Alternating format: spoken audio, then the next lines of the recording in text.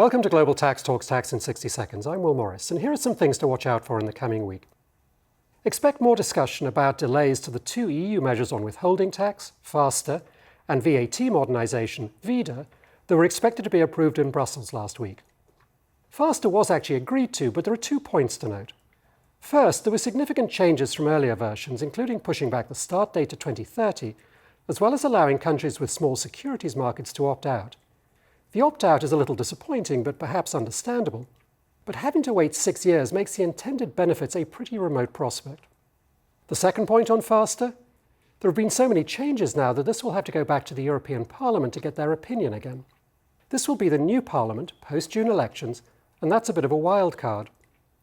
VIDA was mostly approved as it relates to digital reporting and e-invoicing, single VAT registration, and one-stop shop and other welcome simplifications, but Estonia objected to the provision requiring platform providers of short-term accommodation and ride-sharing type services to be the deemed supplier and thus the collector of VAT rather than the seller of those facilitation services. Estonia suggested that this provision be made voluntary, but the Belgian presidency rejected that. So VIDA was not adopted, and it's back to the drawing board with the Belgians looking for compromises before their final finance ministers meeting at the end of June. That's all just a bit disappointing. Some interesting digital tax news from Kenya, where the 2024 finance bill is currently before Parliament.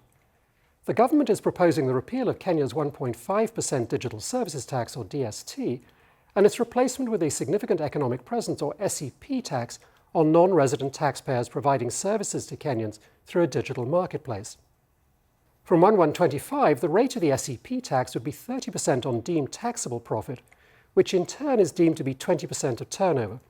Just to unpack the maths on that, that's a 6% tax on gross turnover rather than the current DST's 1.5%, up by 4 times.